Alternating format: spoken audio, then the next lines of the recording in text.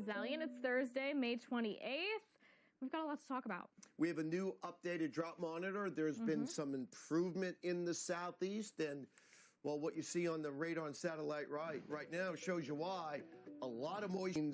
Boy, is with the sun up now, you're going to start seeing more and more thunderstorms popping up from Louisiana toward Georgia and Florida today.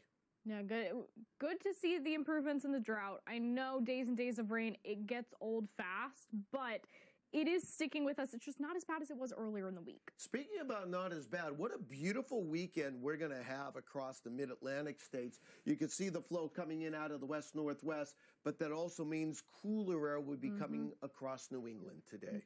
Then we head to the west. We've got rain in California, and really the highlight today is what hasn't formed quite yet. We have thunderstorms from interior Washington, Oregon, and Idaho. Yeah, we're going to go a moderate. The forecast last weekend, for example. Now, before we talk about that, I got to talk about what has happened the last 24 hours, because this has been big impacts. A lot of flooding and flash flooding. We're talking water rescues in places like Ohio because of water.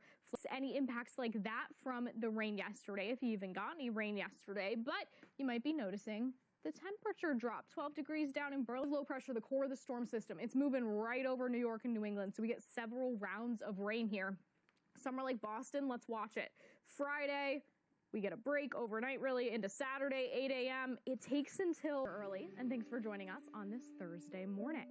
Well, video from Atlanta shows driving rain and low visibility as thunderstorms move towards South Central, so moving a little further west to where Bernie was focusing on. But it's a lot of the same pattern at play here. So we still have a stalled out boundary bringing rounds of rain, and this is what we've already seen. So the heaviest rainfall really focused along the coast here, the Gulf Coast, Houston, Corpus Christi, but Dallas, you've seen some significant rainfall. We get into these red areas, and that's where we're talking 5, 6+ inches. Now, this is over the last 5 days, but still, we've seen a lot of impacts. Take a look at our storm reports from the last 24 hours here. We have plenty of flash flooding, and in a lot of those areas that I pointed out have seen the heaviest rainfall into Arkansas as well. Now, the good news, these flash flood reports that I'm seeing, this is a midday snapshot. So just because you're not shaded doesn't mean you stay 100% dry. Especially, we're done with the widespread all-day washout heavy rain. We're now to the scattered thunderstorms where maybe in one suburb of Dallas, for example, you see flash flooding, a heavy downpour 5 miles away, you get barely any rain. That's just how this setup tends to work. So let's take a look at it on future radar and clouds, give you a fuller picture of exactly what's going on here.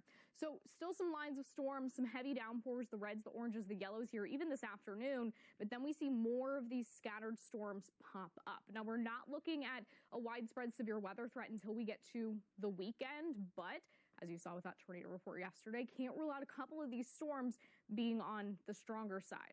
All right, so we're at Friday morning. Watch how things progress through the day. We get much heavier rainfall at times, but still, these pop-up storms are really the problem. They grow more widespread overnight, but still widespread, relatively speaking here.